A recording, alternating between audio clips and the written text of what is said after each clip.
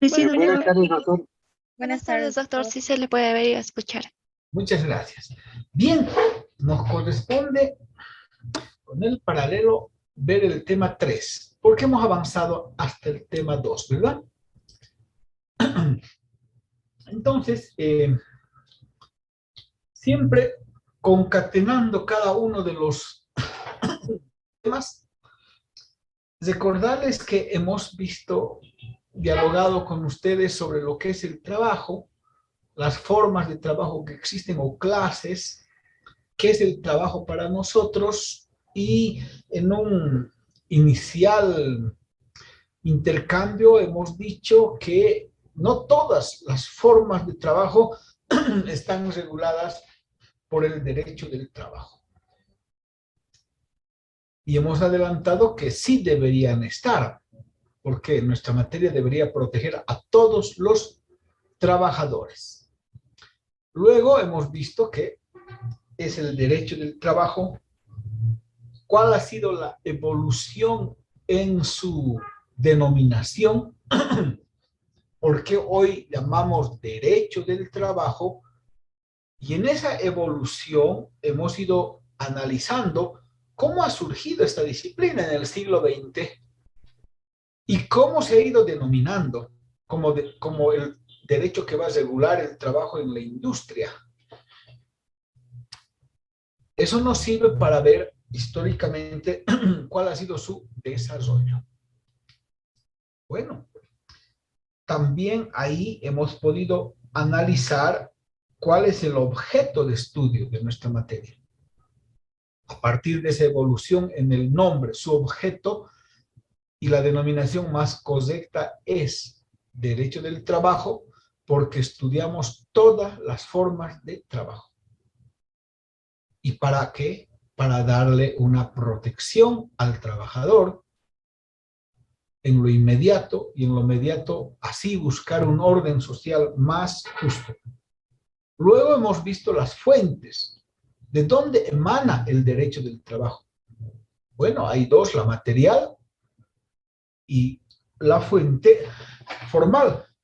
En lo material, esta materia va a surgir como consecuencia de la lucha de los trabajadores subordinados y dependientes.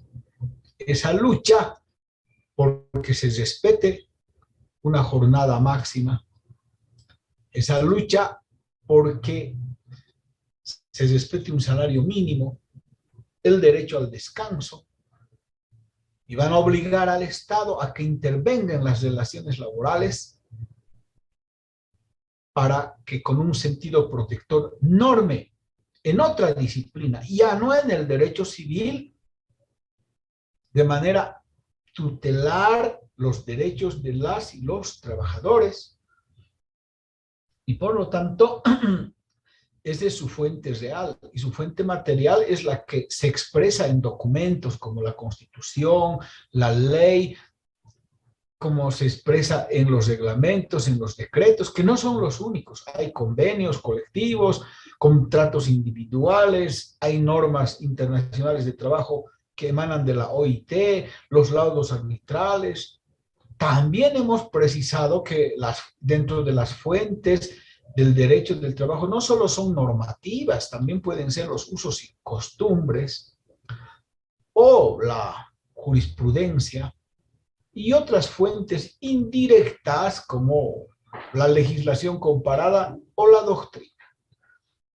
Ahí habíamos quedado, y ahora vamos a seguir analizando nuestra materia. ¿Cuáles son sus caracteres? Para llevarnos bien con la materia tenemos que conocer sus caracteres. Para llevarnos bien con cualquier persona debemos saber cómo es esa persona, ¿verdad? Debemos saber sus características. Por ejemplo, si analizamos el fútbol, que es un deporte de multitudes y de decepciones, tenemos que saber cómo juega el otro equipo. El otro equipo juega con puros centros porque tiene buenos cabeceadores. Entonces no pondrían unos enanos pues ahí en la defensa, ¿no ve? Porque sin saltar nos van a ganar. Tengo que saber, ¿verdad? Entonces, fíjense ustedes, para todo. Tenemos que saber las características.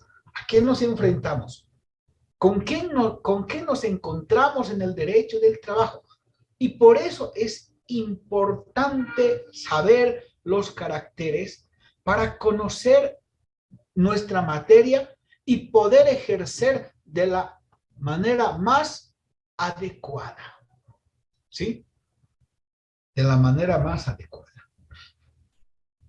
Entonces, en este campo es imprescindible conocer las características de nuestra materia. ¿Sí? Bien, y hemos visto la importancia. Ahora, ¿cuáles son? Los he agrupado en 5.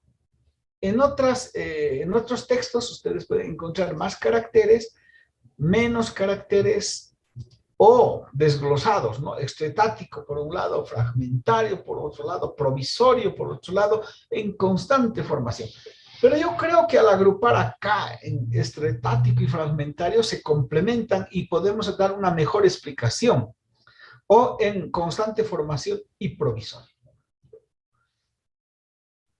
Una de las características más antiguas, que ya la hemos abordado en la denominación, una de sus características es que es un derecho nuevo. Es propio del siglo XX. No muchas disciplinas nacen en el siglo XX. Las disciplinas más importantes, pues, están en hace más de 20 siglos, ¿no? Estamos en el siglo XXI, hace más. El derecho civil ha aparecido antes, ¿cómo qué? El derecho penal, el derecho de las familias, el derecho internacional incluso. Entonces, este es un derecho nuevo, debemos saber que surge en el siglo XX como consecuencia del modo de producción capitalista. A partir de la apropiación de los medios de producción en manos de los capitalistas, de los burgueses. Y a partir, además, de una producción social. Porque trabajo hubo en el esclavismo, trabajo hubo en el feudalismo, pero esta es una modalidad de trabajo producida a partir de la revolución industrial en las fábricas, en los grandes centros laborales. Por primera vez se empieza a concentrar, podríamos decir, en las grandes fábricas, miles de personas dentro de una cadena productiva, donde a diferencia del feudalismo, donde uno mismo va a curtir el cuero, va a templarlo, va a cortarlo, va a armar el calzado, por ejemplo. No, acá nadie hace un producto, sino una parte del proceso productivo. Entonces, bajo esa lógica, es un derecho que va a surgir producto de la revolución industrial, muchos años después, porque en un principio el capitalista, en esa relación que tiene con el proletario, que es el que va a luchar por un derecho del trabajo, está regulada por el derecho civil. Regula el derecho civil las relaciones, sobre todo de trabajo, la apropiación del trabajo ajeno. ¿Cómo yo me puedo apropiar del trabajo? Pagando algo. Pero ¿y bajo qué condiciones vamos a desarrollar el trabajo? Es bajo las normas del derecho civil. ¿Y cuál es la ley que va a imperar? La ley de la oferta y la demanda. A mayor oferta, menor demanda, el precio baja. Y eso va a ocurrir con el salario.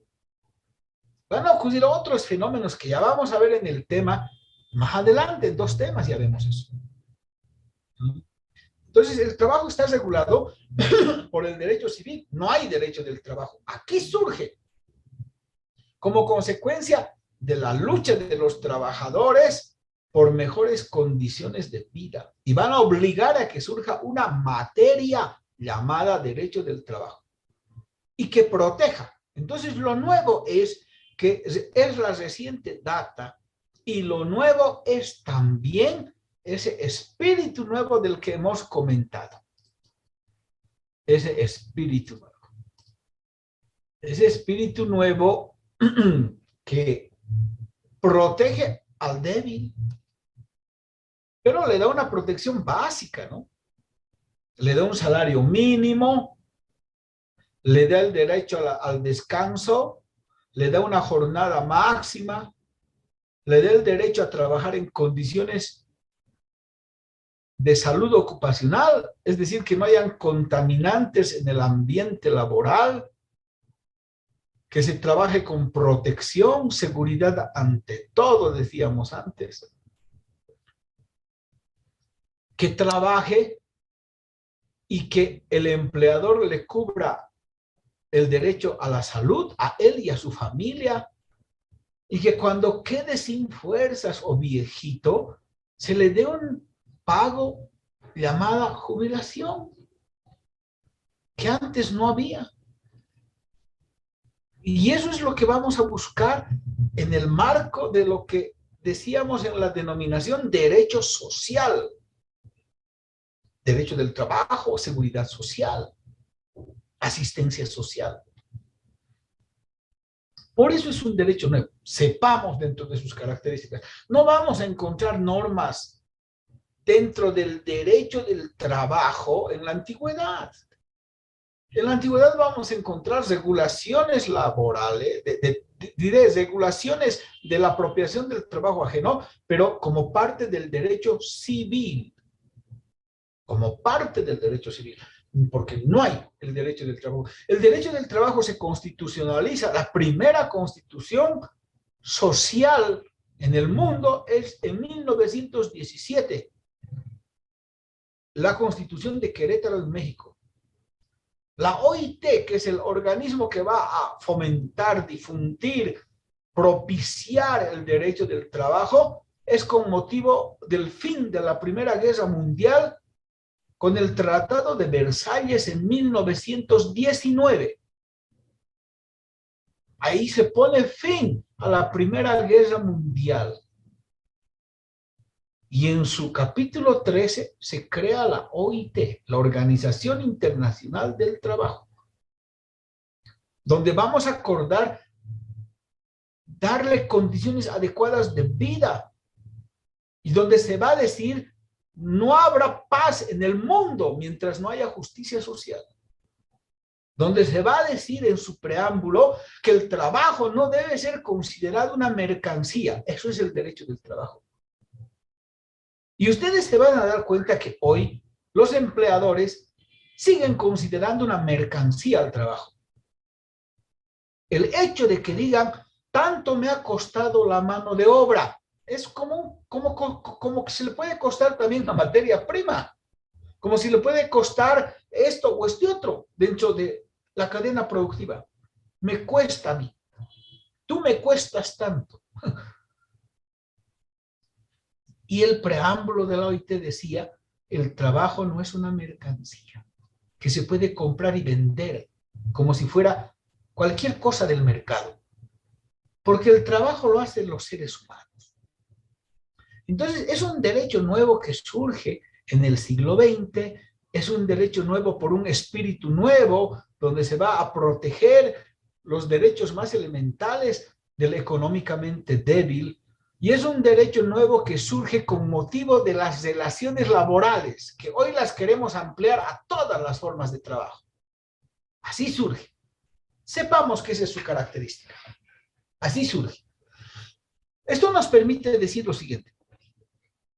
No pueden pretender que porque surgió como un derecho que regula relaciones laborales, hoy se quede ahí. No puede. O sea, deben permitirnos a las otras personas a decir, así surgió, pero ahora queremos que se desarrolle. Yo soy de la tendencia expansiva del derecho del trabajo. Que se expanda a otras formas de trabajo. Antes no estaba regulado el trabajo de los deportistas, de los futbolistas. Incorporación del futbolista profesional a la Ley General del Trabajo. Los han incorporado. Incorporación Hoy luchamos por la incorporación formal y en todo su ámbito del trabajo asalariado del campo, porque si ustedes no saben, les doy una. El trabajo asalariado del campo formalmente no está incorporado a la Ley General del Trabajo, porque cuando se dicte el año 1939 la Ley General del Trabajo, el trabajo en el campo estaba sujeto a la servidumbre. El trabajo en el campo estaba sujeto al pongueaje, a los sirvientes, que eran formas de trabajo gratuitas. Cuando el hermano del campo se libera del régimen servidumbral, a ver qué año, ustedes saben. ¿Quién me puede decir? 1952. Roy dice el 1952. Y en 1952 se da la revolución del MNR.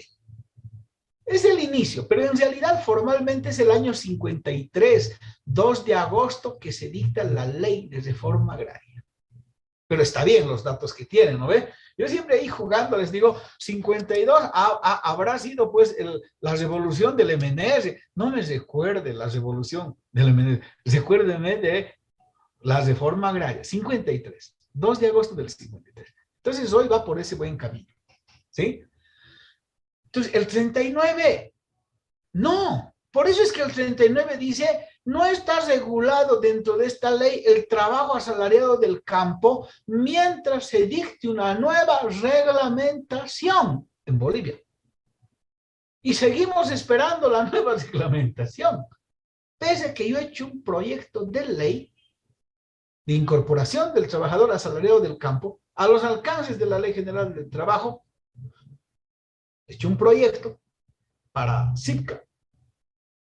Hace muchos años hemos presentado al gobierno de MAS y no nos han dado ni bola hasta el día de hoy. Bien. Entonces, fíjense, es un derecho nuevo, pues tendencia expansionista tendríamos, sí, pero es nuevo, ¿no? A tal grado que no están incorporados incluso algunos trabajadores dentro de la regulación laboral, dentro de la Ley General del Trabajo. Otros están en el estatuto, pero con reducidos derechos. Vayamos a ver la segunda característica. Es un derecho extraetático y fragmentario. ¿Por qué es extraetático y fragmentario? ¿Qué quiere decir extraetático? Que no solo se nutre de las leyes del Parlamento, que cada vez más es extraparlamentario. Es un derecho que no solo se nutre de leyes, es un derecho, su característica, que se nutre muchísimo de decretos supremos, se nutre de resoluciones ministeriales, se nutre de reglamentos, de usos y costumbres. No solo tiene fuente normativa, se nutre de convenios colectivos, se nutre de convenios internacionales, de laudos arbitrales. Por lo tanto, tenemos que saber que una de sus características es que al derecho del trabajo, en cuanto a su normativa, no lo vamos a encontrar en un solo código. Muchos países no tienen ni siquiera una ley general del trabajo. Por ejemplo, tienen la ley del contrato, norma solo del contrato. La ley de la jornada, norma solo lo de la jornada. Fíjense ustedes, no, dicen que no tiene necesidad de tener, ¿sí? De tener un contrato. Aquí creo que mis cuadritos se han desconfigurado. Van a disculpar, los adecuaremos. A ver, este malcriado no hace caso. Ya está, listo. Bien. Entonces, es un derecho extraetático. No solo emana de la ley su normativa, también emana, como hemos visto en las fuentes, miren cómo se complementa, también emana nuestro derecho de decretos, resoluciones, reglamentos, convenios colectivos, laudos arbitrales, convenios internacionales, usos y costumbres, bastante jurisprudencia. Entonces, vean, esa es una de sus características. Y precisamente porque es extraetático, porque se nutre de diferentes categorías de normas, de diferentes tipos de normas, más que de categorías, de diferentes tipos de normas, es fragmentario. ¿Por qué? Fragmentario es una consecuencia de lo extraetático, porque está fragmentado en distintos tipos de normas. No hay una codificación oficial que diga, estas son todas las normas de la normativa boliviana en materia laboral. No hay. Hay intentos, sí. El digesto laboral que ustedes tienen señalado en su plan global son 2 tomos, más de 1000 y tantas hojas, normas laborales desde 1825, ¿sí? Y digesto que lo pueden encontrar en la biblioteca de Contaduría Pública, porque he visto, por lo menos en referencias, no hay en la de Derecho, en Contaduría Pública pueden solicitar, y ahí está, ¿no ven? ¿Qué dice compañero Andrés? Adelante. Docente, buenas tardes. Disculpe, ¿me escucha, no? Sí. Docente, quería hacer una pregunta acerca de lo que estamos hablando. Como mencionamos que es un derecho extraestático, ¿podemos ver esto reflejado en la norma? Por ejemplo, en la ley del trabajo, no sé si lo veríamos reflejado, esa sería mi pregunta. Claro que sí. La Ley General del Trabajo tiene una cantidad de artículos. La Ley General del Trabajo tiene una cantidad de artículos. Y las normas laborales sobrepasan, por lo menos debe haber 2000 normas laborales más. Imagínense, 2000 más, aparte de la ley que norman, que regulan las relaciones laborales. En mi casa tengo el digesto, porque con motivo de la pandemia he llevado muchas cosas en mi casa. Es un digesto hasta 1987. Ahí están más de 2000 normas laborales, más o menos. Desde el 87 no se ha hecho una codificación, no conozco, por lo menos yo, es posible que se haya hecho una codificación que norme hasta el año 2006. Yo estaba empezando, pero resulta de que con la gestión de Morales, del presidente Juan Evo Morales, se ha cambiado porque se ha dejado de lado esas normas con tinte neoliberal, porque esa es la verdad, tendríamos que reconocer siempre. Y se ha dictado a partir del decreto 28.699, que hay un decreto anterior a ese, que no es el primero de Evo Morales, el 28.699, hay otro, enseguida les preciso, y se ha empezado a dictar otras normas. O sea, la ley del 39, pero mire, para absolverle a Andrés, voy a traer mi librito, ¿sí?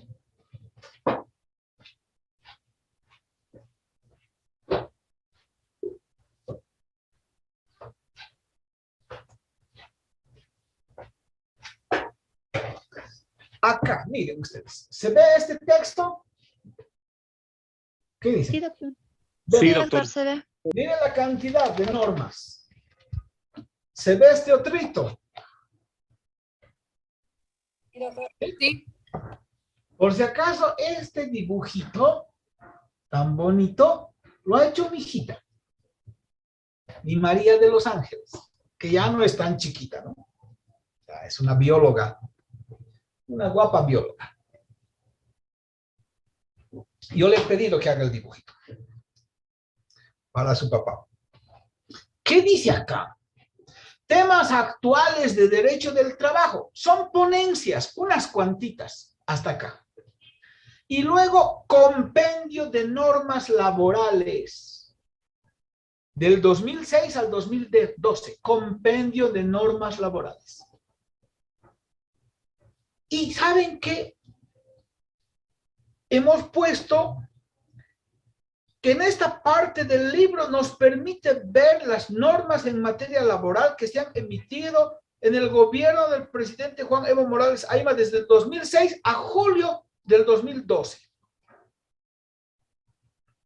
Esta temática, además de la sección 3 referida al derecho del trabajo y al empleo de la Constitución, contiene acá 6 leyes, 56 decretos supremos, 25 resoluciones ministeriales y 2 instructivos que hacen un total de 90 normas en materia laboral. 90 normas. En la gestión solo de Evo Morales se han dictado 90 normas entre el 2006 a 2012. Después baja, obviamente, ¿no? Porque era nuevo gobierno. Estas normas, además, las he dispuesto acá en temas referenciales. ¿De qué se tratan estas normas? Son laborales, pero ¿de qué? 23 normas laborales sobre consolidación y restitución de derechos y garantías laborales. 19 normas sobre salario mínimo nacional e incremento salarial anual en el sector público y privado. Otras normas sobre salario e incrementos a otros sectores, 15. Normas sobre feriados y días conmemorativos, 3. Normas sobre la situación de algunos sectores de trabajadores, 14, como el trabajador en salud, el trabajador que se vive en caminos. Normas sobre empleo, 4, y otras normas, 12. Fíjense ustedes, en este otro son aproximadamente 40 normas. Esta compilación no es oficial. Por eso es fragmentario. Porque yo lo tengo ya, y los que se han comprado este texto lo tienen. Pero después el resto de los colegas, de los trabajadores, de las autoridades judiciales, tienen que acudir aquí. Esta norma tengo, esta norma es un derecho fragmentario. El derecho del trabajo en su normativa está fragmentado en distintos tipos de normas. ¿Y por qué está fragmentado? Porque es extraetático. Porque no se nutre solo de una ley. No es como el Código Civil. Es el librito tan gordo, hermoso. Código Civil, todo está en el Código Civil. Ahí se desarrollan hermosas teorías sobre diferentes temas de la propiedad, los elementos, y ahí podemos hablar de jus utendi, jus fluendi, jus abutendi, y que se establecía como jus abutendi, hacer una libre disposición del objeto, que el derecho de abusar, abutendi quiere decir abutare, abusare, pero no es abusarle, sino disponer libremente, y miles de teorías. Bueno, pero está en el Código Civil. En materia laboral no hay un código, no hay un compendio oficial. Adelante, Jenny. Quería intervenir. Buenas tardes, doctor. Sí, quería decir con respecto a eso que usted dice que se nutre con diferentes, ¿no? Reglamentos, decretos y todo. ¿Y qué pasaría si fuera al contrario y solo se nutriría con una sola? O ha habido casos, ¿no? En que años anteriores se ha nutrido sola o siempre se ha nutrido con diferentes lugares. Esa era Muy mi buena pregunta, la doctor. pregunta. No, siempre. Su característica es así. No solo en Bolivia, en todos los países, por si acaso. ¿Sí? A tal grado que en un tiempo Argentina no tiene pues un código laboral, sino leyes por separado, por temas. Revisen la posición uruguaya, dice Plas Rodríguez, sería inconcebible que en Uruguay haya un código laboral. No, no se admite. Su característica en materia laboral es eso, y vamos a ver por qué. Acá, en constante formación y provisorio, vamos a completar la respuesta a Jenny. Ahora, es desde hace tiempo, porque en el digesto laboral, que es un trabajo igual, muy similar a este, puede ser mejor o peor, yo no puedo juzgar, que lo ha encabezado, la coordinadora era la doctora Ada Rosa Arenas de Sandoval, la esposa del doctor Isaac Sandoval, un gran maestro en Derecho del Trabajo, muchos dicen el mejor laboralista que ha tenido Bolivia, más un equipo de la doctora Íñiguez, la doctora Delgadillo y compañía, pues hicieron 2 tomos, normas laborales desde 1825, desde el año de la fundación de la República de Bolivia. Y la Ley General del Trabajo es pues desde el año 39. La primera Constitución Social del 38, gobierno de Germán Buch, ¿verdad? Entonces, fíjense. Entonces, es siempre así. ¿Está bien, Jenny? Está bien, doctor, muchas gracias. No, a usted. Bien, es un derecho extraestático y fragmentario. Ahora, es además un derecho concreto. Estamos viendo sus caracteres. Es un derecho concreto. ¿Qué quiere decir derecho concreto? Que no regula nuestra materia en abstracto. No regula en abstracto. Más bien toma en cuenta en la regulación, que es tan amplia como hemos visto, aspectos sobre el tipo de trabajo, la forma como se presta, el género, en muchos casos, trabajo de mujeres, de varones, de menores, el ámbito geográfico y otras características. Entonces, pueden haber normas o criterios generales, pero no todos están sometidos a lo mismo. Y esa característica deben saber, porque si no, se van a equivocar al ejercer la profesión. Esto no es teoría. Esto es para que apliquen ustedes cuando ejerzan la profesión. Y si acuden a llevar adelante los procesos laborales, que para mí son los más nobles que hay. Porque generalmente utilizamos al derecho del trabajo para hacer justicia en favor de los trabajadores. Entonces, no quiero que se equivoquen y digan, a ver, viene un trabajador y dice, doctor, me han despedido. Entonces deberíamos demandar beneficios sociales. No, me han pagado. Ah, sí, sí. Muy bien. Entonces, pero yo quiero que me lo demanden otras cosas. Ya, sí, ¿cuáles son? Por ejemplo, yo he trabajado sábados y domingos y feriados. ¿Y no le han pagado? No. Y usted sabe, el domingo es hora extra. Me han pagado, pero no como hora extra. ¿Y qué días trabajaba usted?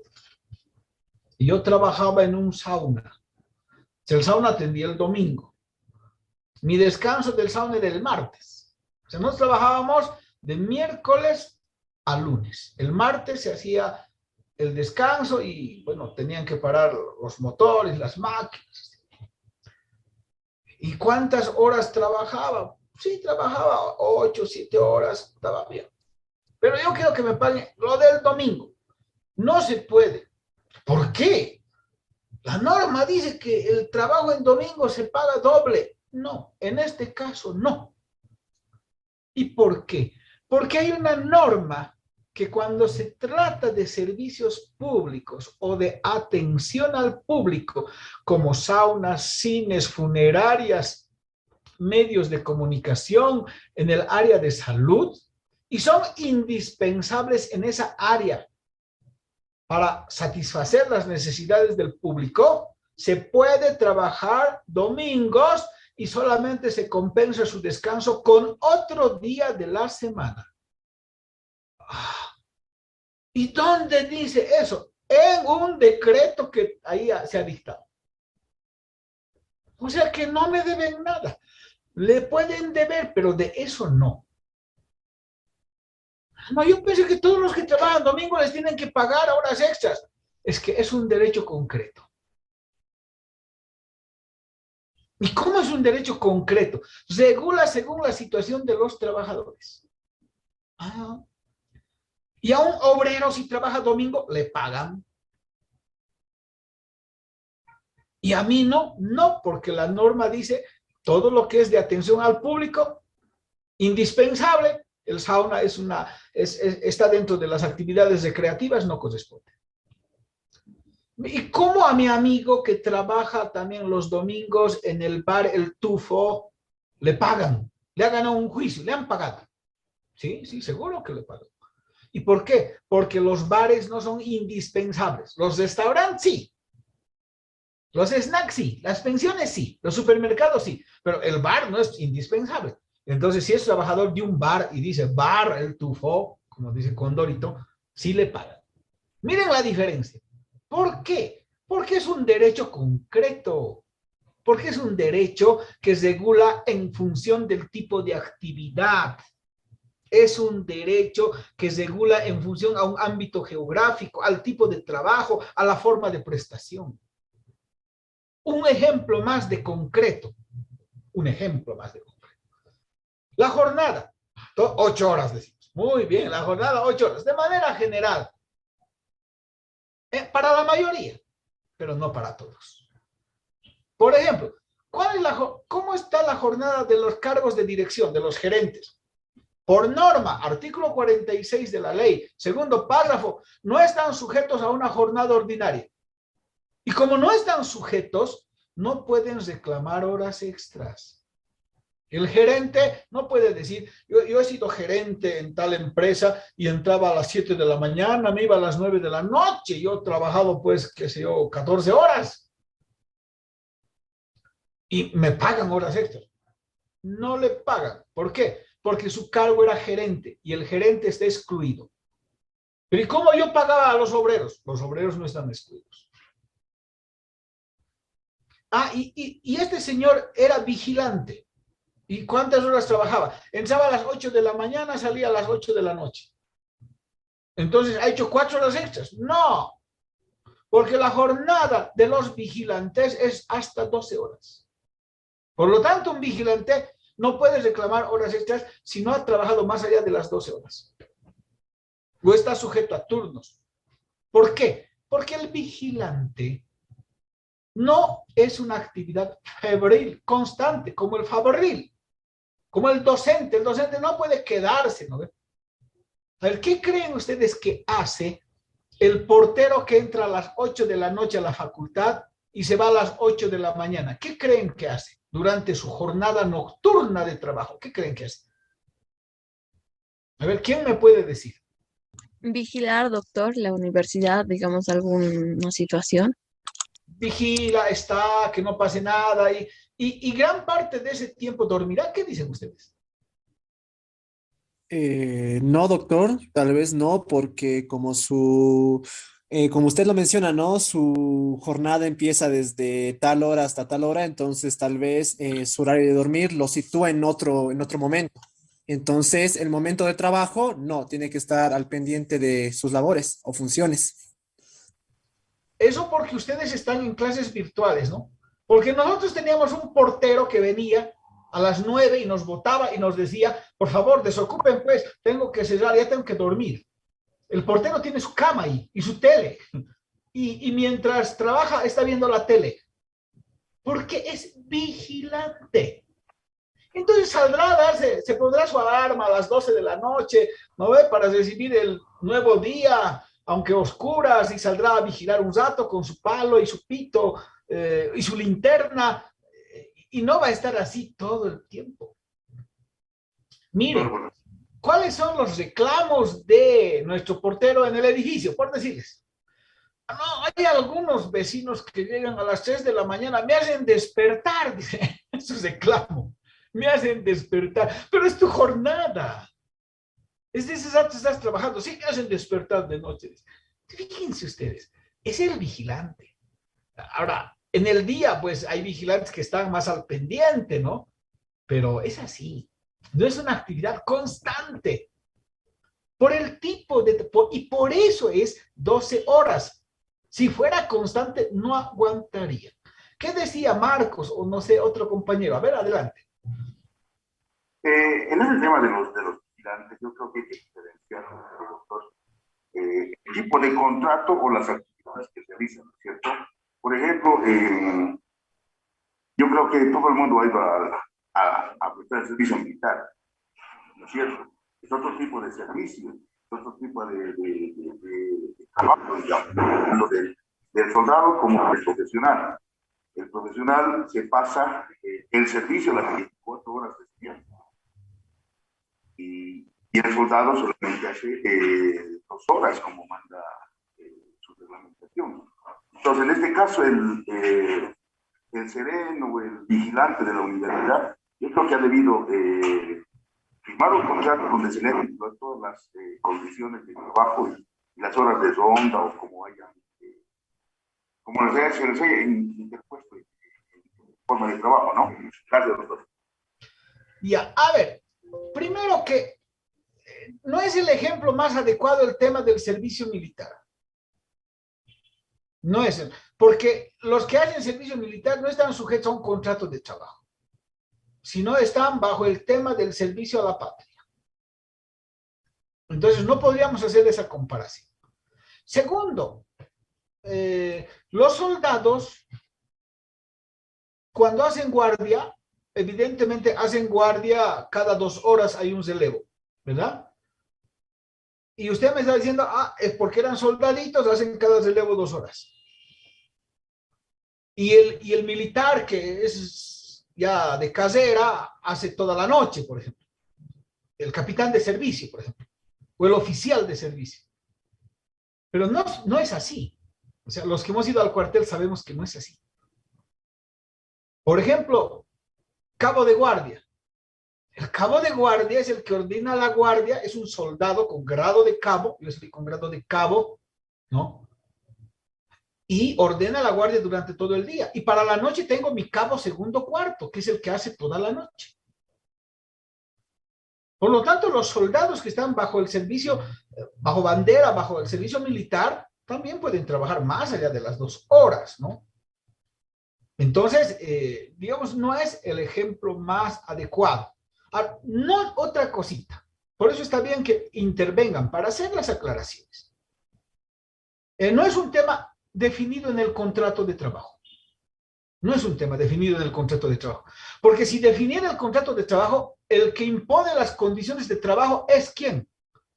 El empleador. Nos impondría pues todo. No tendríamos opción. ¿Quién lee su contrato y observa su contrato cuando va a suscribir con un empleador? Nadie. Todos se someten. Son contratos de adhesión. Porque, a ver, que yo diga, este horario no me conviene, señor empleador, ¿me contrata? No, chao. Entonces, no está eso en el contrato. Pero vamos a ir viendo adelante, ¿no? Pero es siempre necesario hacer esas puntualizaciones en esa preocupación que tiene. Adelante, James. Gracias, doctor. Y con respecto a los médicos, los hospitales y clínicas, ¿igual estaría relacionado con eso del derecho del concreto, doctor? Es el ejemplo más típico, pues hemos visto. El sector de salud, ¿cuántas horas trabaja? 8 horas. Los vigilantes, hasta 12 horas. Los fabriles, 8 horas. Los profesores, no trabajamos 8 horas. Nuestra hora no tiene 60 minutos, tiene 45. ¿Sí o no? Ustedes pasan conmigo 2 paralelos, 2 horarios de 45 minutos cada uno. Hasta nuestra hora es menor, ¿no? Porque nosotros hacemos otro trabajo en clase, en casa también, ¿no? Nos pagan por 32 horas, pero en aula 16 horas y cada hora de 45 minutos. Solo dense cuenta en eso. Entonces, eso es concreto. Sector de salud, tanto. los fabriles tanto, los vigilantes tanto, los gerentes no están sujetos a horario, la jornada diurna es 8, la jornada nocturna por ley es 7 horas. Esa jornada ordinaria es 7 horas, la jornada nocturna. Miren ustedes, qué interesante, ¿no? A ver, aquí hay un comentario de Gemina. El tema de los servidores públicos que deben arrestar a un sujeto según la orden judicial en cualquier horario. A ver, los servidores públicos, bueno, los policías serían los que deben arrestar, digamos, ¿no? Bueno, tendrán que habilitar y debería haber, si trabajan más allá de las 8 horas de su jornada ordinaria, pues debería haber un recargo de horas extras. Pero la policía está bajo otro régimen también, ¿no? De turnos, de guardias y demás, ¿no? A veces dicen, nos toca guardia, no siempre sale la policía y tienen en sus cuadras descansando, pero están alertas. ¿Por qué? Porque más vale tener la seguridad y no necesitarla que necesitar la seguridad y no tenerla. Es otro tipo. O los bomberos que hacen, por decirles en el aeropuerto, turnos de 24 horas así. Pero díganme, ¿hace cuántos años no han conocido que haya habido algún incendio en el aeropuerto? Pero por regulaciones tenemos que tener, ¿sí o no? Entonces son turnos de 24 horas. No quiere decir que las 24 horas se están apagando incendios, ¿no? Por eso es un derecho concreto. Su regulación no es la misma para todos según las circunstancias. Eso tomen en cuenta para ejercer bien la profesión y no equivocarse a tiempo de hacer la demanda. Ahora sí, compañera Priyanka Sarabia, adelante, por favor. Buenas tardes, doctor.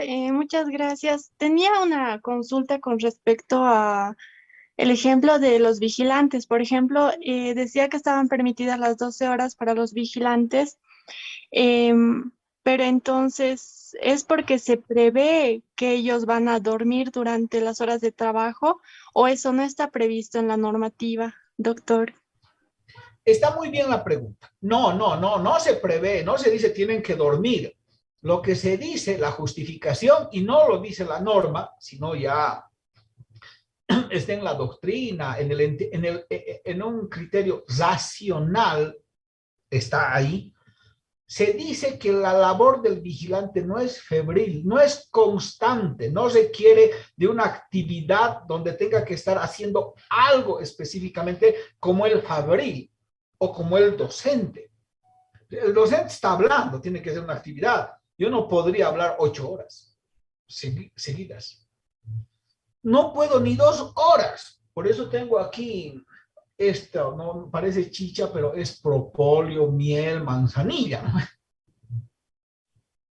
Entonces, es la explicación en función a un criterio razonable de la actividad que realiza. ¿Sí?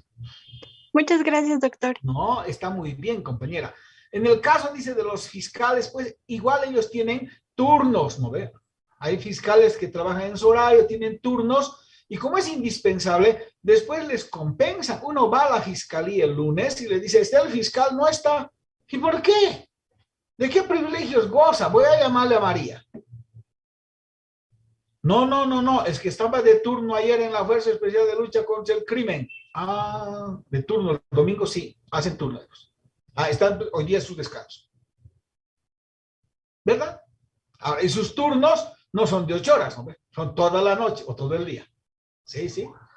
Tienes razón, ese es también derecho concreto, se regula así.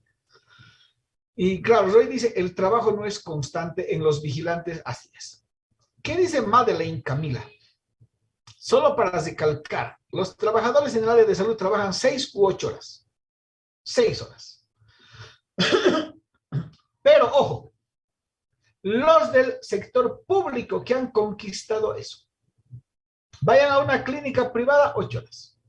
Porque ustedes no han conquistado en ese convenio que dice el sector público de salud es 6 horas. Ustedes son del sector privado 8 horas. Miren, hasta esa diferencia. Esto es producto de una conquista social. Me decía un compañero en el otro curso, ¿por qué trabajan los médicos 6 horas? Porque hacen intervenciones quirúrgicas. Muy bien. Y por lo tanto no pueden, pues, ¿no? Entonces sería solo para los cirujanos. No, pues aquí está la enfermera, hasta el camillero, 6 horas. Es una conquista social. ¿Sí? Es una conquista social que hay que respetarla, discutirla. Justo hoy estaba comiendo mi ensaladita y me habló la doctora, no me acuerdo bien, que va a venir, que es la presidenta del Colegio Médico de La Paz. Dijo, doctor, sí, que sí, voy a venir. Y demás cosas, ¿no? Eso lo cuenta, hasta lo veo en los medios. Y ahí nos saludamos, ¿no? Entonces, así está la cosa. Michelle Villarreal. ¿Está Michelle? Sí, doctor. A ver, coméntenos, ¿cuál es el motivo de la risa? De su jajaja. Que mencionó que iba a llamar a María Galindo. Ah, no he dicho yo Galindo. No. Yo he dicho algo lindo para usted. Ok, doctor. Pero a ver, dígame, la señora no sabe derecho, no estudia derecho, pero hace hacer justicia, ¿no? Totalmente, doctor, es verdad. Ahí Y se no le gusta que le llamen doctora. No, porque no es, y ella es consciente de eso, y ha sido más efectiva que muchas otras personas, por ejemplo, que el defensor del pueblo, la defensora del pueblo, ¿no? Habrá algunos excesos, algunas cosas, ninguno somos perfectos. Y a mí me parece que si ha logrado que un delincuente esté suelto después de haber cometido una atrocidad, que vaya donde tiene que estar, pues yo le agradezco en nombre de las posibles víctimas que pueden ser nuestros hijos, nosotros mismos, ¿no? Entonces, y hay criterios discrepantes, ¿no? Algunos la ofienden, la agreden, pero yo veo a veces las cosas buenas que hacen, ¿no? Es interesante. Así que, esa es su risa. Está muy bien. Es un derecho concreto, ¿no? El salario es un derecho concreto. El cálculo del bono de antigüedad para el sector no lucrativo es sobre 1, porque no genera ganancia. Y para el sector lucrativo es sobre 3 salarios mínimos, un porcentaje. El otro sobre 3, sobre 1, un porcentaje. Entonces, el derecho también se mete a decir, este no gana tanto, este gana tanto. La prima de utilidades se paga en las empresas que obtienen utilidades. Los que no son entidades que tienen fines de lucro, como las fundaciones o la universidad pública, no paga prima de utilidades. Entonces, vean cómo va cambiando. El que trabaja en frontera gana un bono de frontera, porque no es lo mismo trabajar en frontera, donde sentamos soberanía, es un lugar generalmente alejado, que otro que no. Ahora, no podemos discriminar fronteras alejadas con fronteras más o menos cómodas, como por ejemplo, Copacabana es frontera, bono de frontera, ¿no? No es lo mismo que, qué sé yo, a ver, un lugar fronterizo bien triste, Colchacá, por decirles, ¿no? Entonces, fíjense ustedes, ¿no? Hasta por el lugar geográfico. La jornada de las mujeres es hasta 40 horas a la semana. La jornada de los varones, 48 horas. La jornada nocturna, 7 horas. Así está normado. ¿Qué significa? Derecho concreto. Es un derecho que no se regula en abstracto, para todos. No, según las circunstancias. Ahora, hay normas generales, sí. Nadie puede ganar menos que el mínimo. Correcto, ¿no? Partimos de esos criterios básicos. Pero ya cuando vamos a desarrollar el derecho, hay situaciones concretas que debemos tomar en cuenta. Bien, vayamos a otra característica. Es un derecho en constante formación y provisorio. Y aquí completamos la pregunta de Jenny. Dice, ¿siempre ha sido así el cambio? Sí. Es un derecho en constante formación porque cambia constantemente al influjo de las relaciones socioeconómicas, de las relaciones políticas, sociales, económicas, del campo de la salud. Siempre surgen nuevos temas en materia laboral. Es inacabado. Siempre se está cambiando por el nivel de personas que protege. Imagínense si pronto decimos van a entrar a la Ley General del Trabajo los servidores públicos. Uy, pues ya cambió el derecho. Y si decimos los asalariados del campo, todos entran a la Ley General del Trabajo, sin distinción, pues cambió. O si decimos, por ejemplo, los niveles de protección. En las empresas deberán utilizar la ergonomía, que es que la máquina, el objeto se adecue al cuerpo humano y no el cuerpo humano al objeto. La ergonomía existe hace años, pero yo no he visto normas específicas, ergonómicas en Bolivia que regulen. A veces tenemos, qué sé yo, unos buses grandes que llegan para que manejen nuestros conductores que no son muy altos, y vemos pues una cosita así dentro de un asientazo, que seguramente está hecho para otro tipo de sociedad, ¿no? Con su volante ahí. Bueno, conduce y después no puede pararse. ¿Por qué? Porque no hemos adecuado el asiento al ser humano. O la secretaria que está muchísimo tiempo en su escritorio, trabajando, activando, y bueno, al principio pues es muy agraciada, muy buena, y luego ya con el paso del tiempo parecería que tuviera jorobita, ¿no? Y le dimos, ¿qué ha pasado? Ah, pues ya los malos, ¿no? Adjetivizan.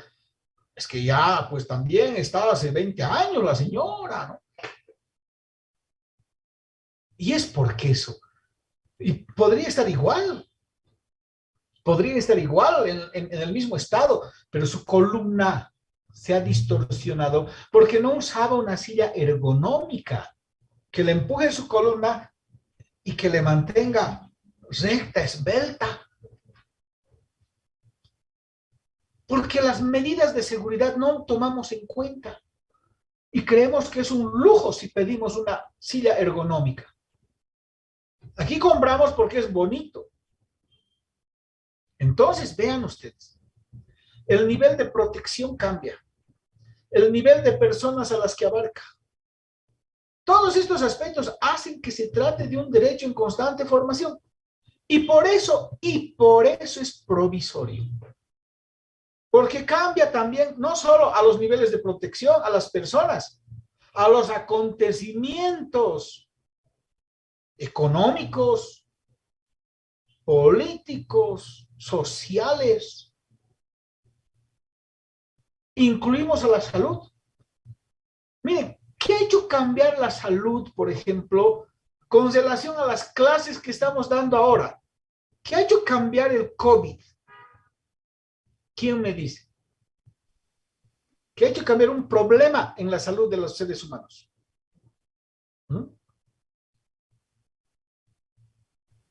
Doctor, buenos Adelante, días. compañera Lisette. Buenas tardes, doctor. Yo creo que uno de los problemas que se ha desatado en el ámbito de la salud con los estudiantes o al adoptar este tipo de modalidades virtuales es uno, yo creo que esto de los ojos. No sé si soy la única, pero considero que una gran mayoría de profesionales y los mismos estudiantes de alguna manera han tenido que utilizar lentes justamente para evitar que las luces de este tipo de aparatos tecnológicos puedan afectar la vista. Entonces, creo que ese sería uno de los problemas que se podrían haber generado en la sociedad o en la población por esta modalidad de trabajo a raíz del COVID, doctor. A raíz del COVID hay problemas en la salud, ¿no? En ciertas cosas. Está bien. ¿Qué dice Álvaro Cárdenas? Doctor, buenas tardes. Bueno, en mi opinión, yo pienso que ha cambiado el tema del teletrabajo, ¿no? Ha sido una modalidad del tema del teletrabajo, del teleestudio, ¿no? Que ha cambiado de alguna manera las normas laborales, ¿no? O ha modificado.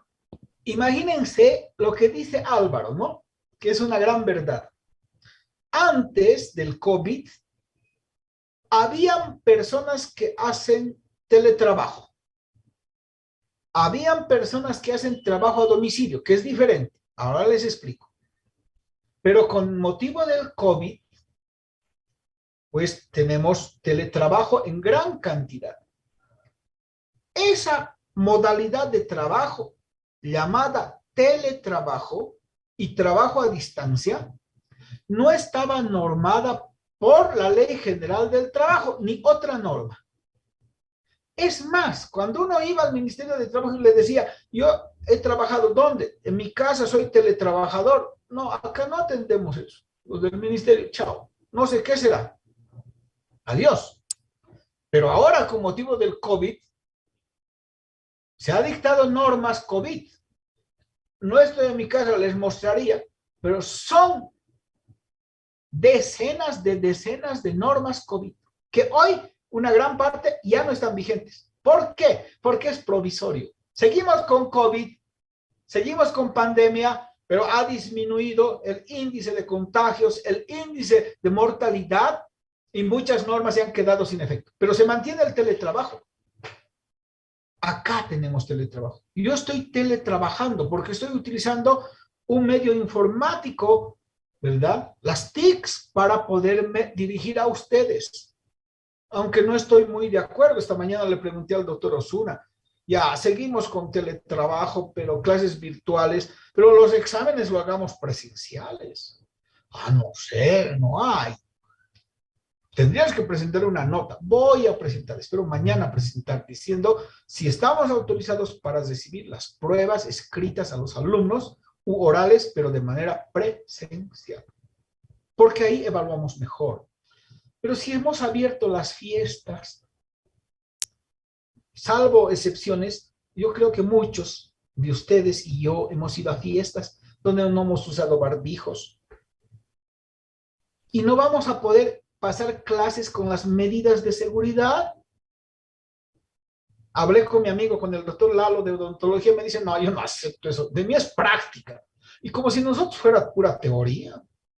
De mí es práctica, yo no voy a enseñar virtual. Conmigo vienen a pasar. Qué bien, doctor, a mí no me deja. Entonces, fíjense ustedes, teletrabajo.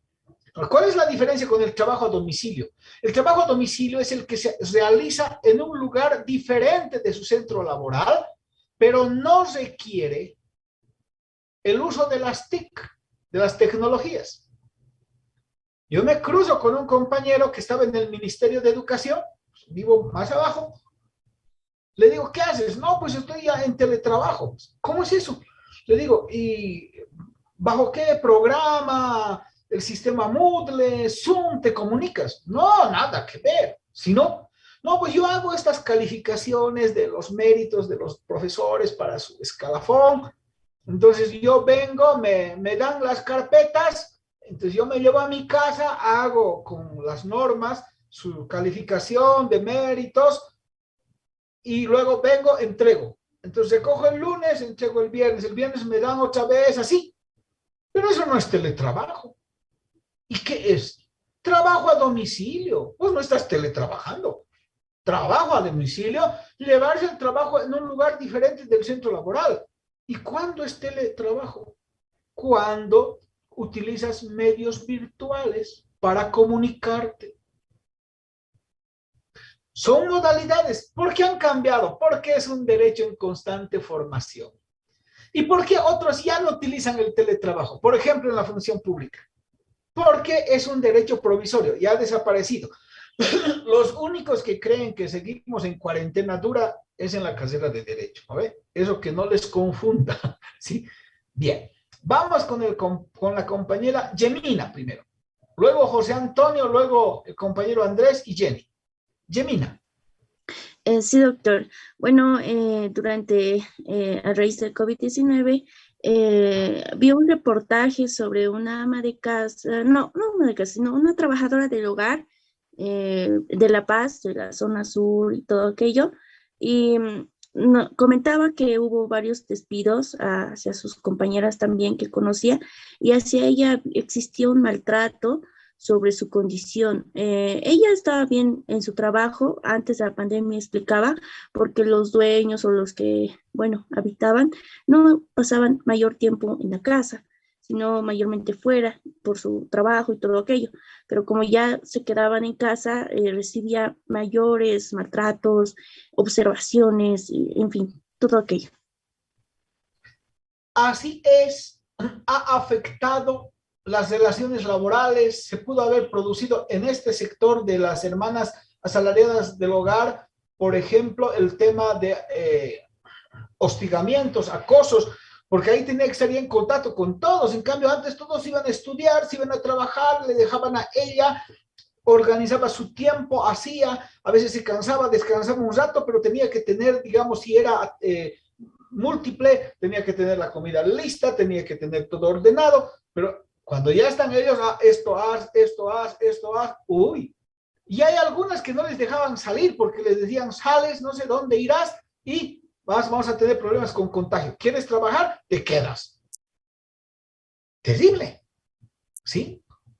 También es una consecuencia de esta situación, de que las relaciones laborales cambian al influjo de ciertos acontecimientos. Lo que apunta la compañera Gemina, eso es verdad, ¿no? José Antonio, adelante, por favor. Doctor, buenas tardes. Buenas tardes. Doctor, más que todo una consulta. Cuando nos referimos a esto de que es un derecho previsorio, sí o sí nos apuntamos a que son normas de corta vida, por ejemplo, las que han dictado en la cuarentena. Cuando había cuarentenas rígidas, se han dictado ciertos tipos de normas para prevenir, ¿no?, lo que es un contagio masivo. Y cuando hacemos referencia a que es un derecho provisorio, sí o sí nos referimos a normas de corto, o sea, de corto tiempo, o sea, que no tienen mucho alcance de vida en nuestra sociedad. Así es, José Antonio, son normas de corta duración. Ahora, con motivo del COVID, explicamos mejor eso, pero no siempre es por el COVID que son normas de corta duración. En general, el derecho del trabajo es de corta duración. Para ello les voy a poner un ejemplo. El Código Civil Santa Cruz ha estado vigente desde el año 1831 hasta el año 1977. ¿Cuántos años? Que no se ha modificado casi nada. En cambio, en materia laboral tenemos una ley del año 39, elevada a rango de ley el 42, que a la fecha tiene complementadas con al menos 3.000 normas laborales de distinta jerarquía. Por eso es provisorio, pero no solo por el COVID, no solo. El COVID nos permite, podríamos decir, explicar mejor, pero no nos confundamos que es solo porque el COVID, ¿no ve? Sino, siempre han cambiado. A ver, ha entrado un gobierno neoliberal el año 85. Víctor Paz Estenssoro, 29 de agosto, ha dictado el 21060, ha cambiado todas las relaciones laborales. Ha entrado un gobierno más popular, el año 2006, 21 años, pero no es nada, pues a lo que otras normas se mantienen 100 años, o más tiempo, o tal vez menos, pero se mantienen. Y hemos dicho 21 años de neoliberalismo, ahora ya no hay, pero ahora hay. En la función pública son, pues, nomás liberales, porque despiden y contratan a su regalado gusto, y para el sector privado no. Entonces, fíjense, no solo es por el COVID, ¿ya? Andrés. Gracias, doctor. No tiene por qué, compañero. Sí, docente. Mi pregunta era, ¿en qué campo se da básicamente esta constante formación? Y aparte de que hay una formación en tal caso, ¿cómo podríamos ver si también habría algo que abarque más? Doy un ejemplo. Por ejemplo, estábamos hablando anteriormente de que hemos avanzado un poco más en el teletrabajo, pero aún yo creo que anteriormente no teníamos esta implementación. Así que simplemente es formación o también podemos abarcar más situaciones en materia de derecho del trabajo. Sí, hay una tendencia expansiva del derecho del trabajo. Hay otra tendencia que dice que debería traspasar sus materias a la seguridad social. Y hay algunos que dicen que el derecho del trabajo debería reducirse a un acuerdo entre partes. Entonces son tendencias. Yo tengo ahí en este libro, tendencias actuales del derecho del trabajo. Les voy a pasar esa lectura, van a poder ver ustedes, que son según las tendencias. Y esas tendencias generan cambios. Entonces, es en función a la política que ejercen los gobernantes. Hay gobernantes que privilegian más la defensa de los derechos del trabajador, entonces irán a esa línea, y hay otros que no. Ese es un aspecto. Pero también está en constante formación porque hay nuevas actividades que hay que analizarlas y que no las hemos visto y que antes no las teníamos, porque el derecho refleja una realidad, norma una realidad. Entonces, si no había antes eso, ¿cómo podríamos imaginarnos para normar? No hay. Ahora podemos encontrar modalidades de trabajo donde el empleador busca liberarse de su principal obligación, que es el salario. Mire, en México han establecido lo siguiente. Los que cargan la gasolina en las bombas de gasolina, en las estaciones de servicio, hacen un documento en el cual dice que el empleador no les reconoce ningún salario, que es una colaboración entre ambos, en sentido de que él viene a operar la bomba de gasolina porque los que cargan pagan con tarjeta, entonces él no interviene en el pago normalmente, o si no, hay una caja, es así, es su empleada de la estación de servicios, y el trabajador gana de la propina que le da el que usa el servicio de la estación. Es decir, se ha desentendido del salario, pero le da uniforme, le capacita, le da reglas, pero no le paga salario. Es decir, lo ha trasladado el salario a la propina de un tercero, que han tercerizado el salario a otra persona. Eso antes no se veía. Como no se veía, no se normaba. Y ahora tiene que normarse. Una experiencia que contaron los mexicanos en esos eventos dice que en una de esas, uno de los cárteles pasó por ahí y seguramente alguien estaba cargando y hicieron un ajuste de cuentas en la que mataron pues a uno de los trabajadores. Entonces la empresa dijo, yo tengo un contrato donde no tengo mayor responsabilidad con este trabajador. La justicia mexicana determinó que sí hay responsabilidad y que era trabajador y que tiene que responder. Pero eso se empezó a hacer ya mediante la administración de justicia, ¿no? La interpretación y aplicación correcta de algo que no estaba normado. En base a los principios se llenan los vacíos jurídicos. Entonces, nuevas formas de trabajo, desarrollo tecnológico, políticas, en función de todos esos aspectos, se da la constante formación. Y al cambiar las normas, significa que son provisorios. Jenny, adelante. Gracias, doctor. Bueno, yo quería solo agregar con respecto a lo que decía, ¿no? Del COVID, que aparte de que ha habido diferentes tipos de edades sobre la salud, también más que todo también era sobre la salud mental, ¿no? Que esto también ha afectado a sobre derechos de feminicidios y diferentes cosas que se ha escuchado en este tiempo de pandemia.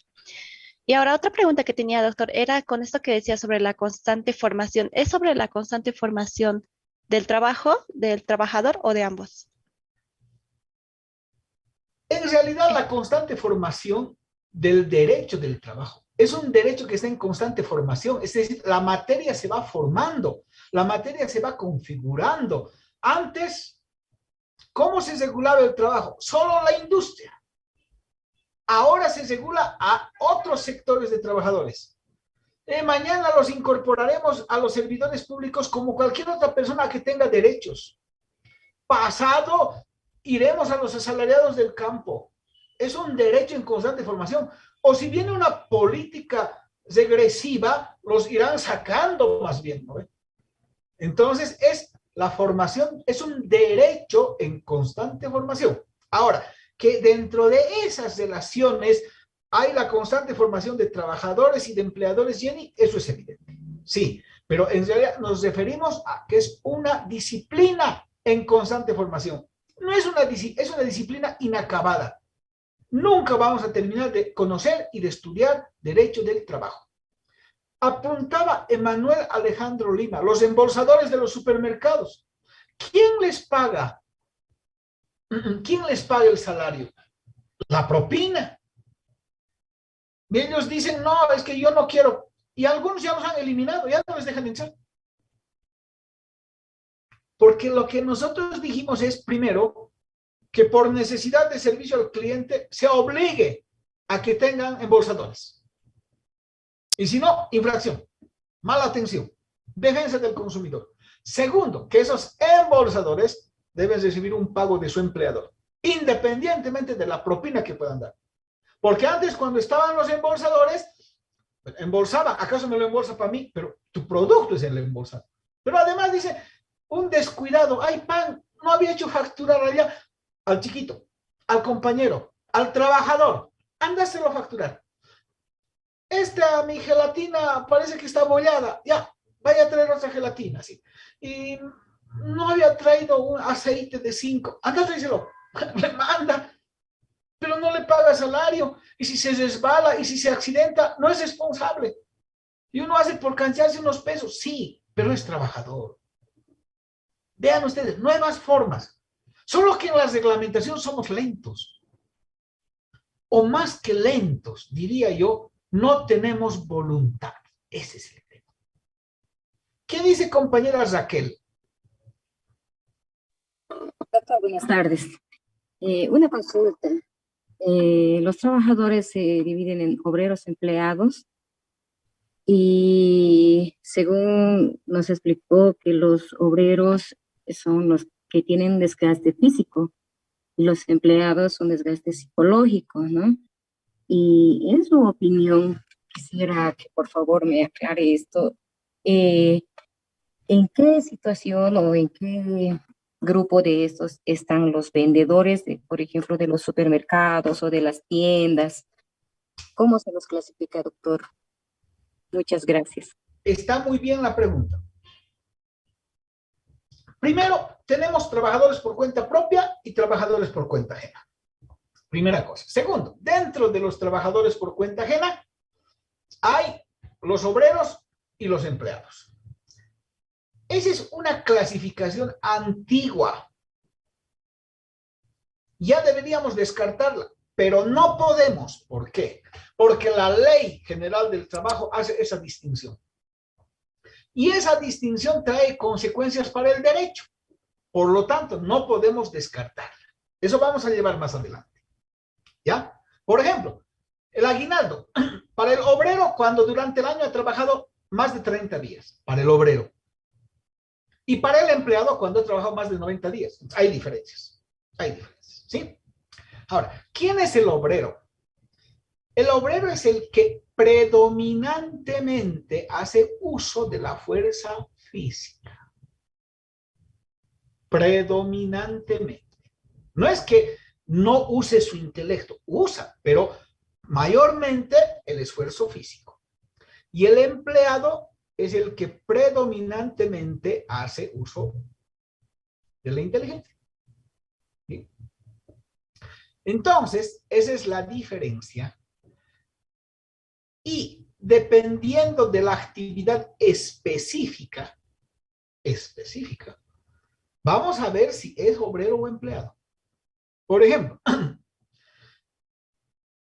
en donde venden pollo en cantidad, díganme ustedes, los que pasan el pollo, agarran, ahí están las papitas, ahí está el pollo, ahí están las hamburguesas, y embolsan, ponen en mostrador. ¿Es más físico o es más intelectual? ¿Qué dice usted? ¿Qué dice usted, Raquel? Doctor, ahí en ese ejemplo yo creo que es más físico. Más físico. Entonces diríamos que aunque estén bien cambiaditos, bonitos, son obreros, ¿no ve? En cambio, la cajera, la que cobra, es más intelectual. Es empleada. Y el trabajador es físico. Si es físico y está dentro de la cadena productiva, desde que el pollo entra a ser procesado hasta que sale, deberían tener el salario, las condiciones salariales de un obrero. Como por ejemplo el dominical, que no les quieren pagar. ¿Se da cuenta? En la venta de un producto, habrá que analizar cuál es la labor específica. Por ejemplo, una impulsadora. Vayamos a las impulsadoras, que hay muchas, y que también están desprotegidas, las compañeras impulsadoras. La impulsadora gana con el sudor de su lengua, si no, no gana. La impulsadora es porque hace vender, y eso es más que físico, es intelectual. Podemos impulsar productos de belleza, podemos impulsar productos alimenticios, podemos impulsar ropa. Yo le diré, pues mire, este jean entra al agua, no se moja, entra al fuego, no se quema, se estira, sirve para gordos, para flacos, tiene 100 años de vida garantizados. Es buen jean, mire, pero ya, listo. Dígame, ¿él ha hecho un esfuerzo físico o ha hecho un esfuerzo intelectual? Entonces tenemos que valorar en función al tipo de trabajo. Pero si hay unos vendedores y hay otros que dicen, pásame, pásame, miren la diferencia entre uno y otro muy cercana que puede haber. Entonces, por eso es un derecho concreto. Hay que analizar cuál es la labor específica. Nos puede parecer obrero, pero puede ser empleado y viceversa, ¿sí? En función de cada situación. Doctor, perdón, doctor. ¿Y puede haber mixto, doctor? ¿O solamente obrero y, ¿cómo se llama? ¿Y empleado? A ver, en realidad son actividades mixtas. ¿Por qué? Es prácticamente imposible que uno, al hacer un esfuerzo físico, no haga un esfuerzo intelectual. Todos hacemos un esfuerzo intelectual. Por eso decimos predominantemente. Ahí está la palabra clave. Lo mismo, al hacer un esfuerzo intelectual, también podemos hacer físico. ¿Verdad? También un profesor que esté enseñando, que se mueve, que articula, que mueve esto, también puede darse de esa manera. Entonces, fíjense, es predominantemente, ¿sí? Predominante. Ahora, el término correcto, ¿cuál sería? Para evitar la discriminación. ¿Saben cuál? Trabajador. En las legislaciones ya no se dice ni obrero ni empleado. Trabajador. Eso es lo que debería acontecer. Pero nuestra norma dice obrero y empleado. Y yo tengo que enseñarles en nuestra realidad, sobre todo en la que trae consecuencias para el derecho. ¿Ya? Bien, interesantes sus preguntas. Muchas gracias, doctor. No tiene por qué. A ver, acá los gamers en los torneos donde se ofrece una cantidad de dinero por jugar y difundir por las redes sociales, ¿hay alguna normativa al respecto?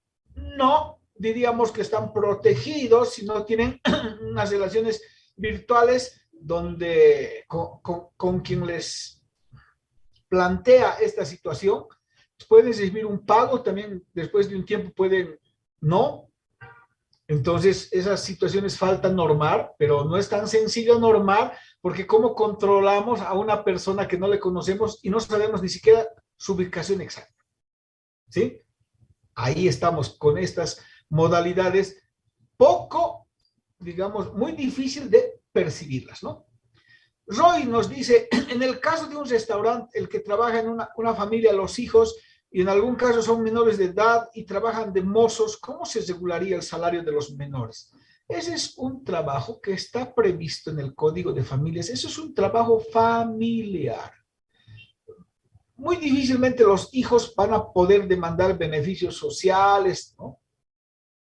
Como uno que puede trabajar, por decirle, si yo trabajo con mi esposa y le digo, anda a ver los procesos, ve, házmelo notificar porque no tengo tiempo, es de gran ayuda, y aparte en la casa trabaja, pues yo no le pago un salario, pero le digo, sabes que la vida no tenemos comprada, voluntariamente aportaremos para tu jubilación a la AFP, al menos sobre la base de un mínimo, porque algún rato podemos tener sorpresas y tú tienes que tener una renta de jubilación, independientemente de la de viudedad que te pueda dejar. Entonces eso, los papás de la esposa que le ayuda en el restaurante, en los hijos, podrían ir aportando si es que ven por conveniente, por ejemplo. Se podría hacer eso. pero no hay una obligación en sí, ¿no? Aunque hay hijos que demandan a sus padres, ¿no? Y también debe ser porque los papás, bueno, han tenido alguna incomprensión con el hijo. Sucede. Dice Claudia, ¿todo trabajo tiene que ver con un aspecto intelectual y físico? Sí. Y cuando hablamos de obrero y empleado, hemos dicho es predominantemente, ¿verdad? Bien. Finalmente, es un derecho que tiende a internacionalizarse. El trabajo surge en el capitalismo. El capitalismo es un fenómeno a nivel mundial. Entonces, lo que se produce en bienes y servicios sobrepasa las fronteras. Si eso es así, hay necesidad de normar el trabajo y la apropiación del trabajo mediante normas internacionales. Y esas son las NITs, las normas internacionales de trabajo. Y la institución que se encarga de eso es la OIT, independientemente de tratados en materia laboral que pudieran haber entre países o en regiones. Pero la que comanda es la OIT. Por lo tanto, no llega a ser un contrasentido de que es un derecho concreto, ¿no? Y resulta que tiende a internacionalizarse. Puede internacionalizarse dentro de lo concreto. Por ejemplo, internacionalizar que el concreto de la jornada de los docentes debe ser bajo estas características. Internacionalizar que en cada país tiene que haber una inspección de trabajo para velar por el cumplimiento y que las inspecciones deben tener personas capacitadas para eso. O el convenio 1 de la OIT, la jornada ordinaria es de 8 horas de manera general. Quiere decir que nadie puede trabajar más de 8 horas, excepto situaciones especiales como los cargos de dirección, de confianza, de vigilancia o aquellos que por su naturaleza no pueden someterse. Pero hoy en día hay una tendencia para universalizar la jornada de 6 horas. ¿Por qué? Porque se demuestra que en 6 horas se puede cumplir la tarea. Y además que el trabajador va a estar más tiempo con su familia. Si es que cumple lo que tenía que hacer, va a estar más tiempo, se va a desgastar menos. Y además, porque en las factorías se puede contratar más trabajadores. Es decir, ya no 3 turnos, 4 turnos, por decirles.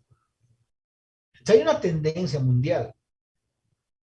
Bolivia está lejos de esa tendencia. Por varias razones. Una de ellas es que nosotros durante la jornada de 8 horas no hacemos un trabajo constante. Eso es algo que nos perjudica. Sobre todo cuando vemos en la función pública, en algunas instituciones, en algunas oficinas públicas, viene, se sienta, me puede atender un ratito, por favor, estoy desayunando, tengo que revisar mi correo, tengo que mandar a mis contactos.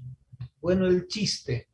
Claro, no, en otros lugares, compañeros, se entra a trabajar las 8 horas. Así desde alta. O colegas docentes, ustedes van a ver, ¿no? Yo muy raras veces me atraso. Faltando 20 minutos se presentan a la clase. ¿Sí o no? Ustedes saben. Jenny, ¿has tenido así algunos que después de más de media hora están? Sí, hay casos, doctor. Hay casos. No son todos. Ahora nos han pedido bajo qué medio, la vicedirectora, buena gente, nos ha dicho bajo qué medio usted se contacta, cuáles son sus horarios, cuál es el porcentaje de avance de la materia que tiene hasta ahora. Hasta mañana era la presentación y yo ya envié. Entonces, fíjense ustedes, ¿no? Tiene que haber más control a veces, ¿no? Entonces, queremos la reducción de la jornada. Para empezar, tendríamos que trabajar bien. Principio de lealtad. Trabajar bien, con eficiencia, con eficacia, sin intención de dañar ni de engañar a nadie.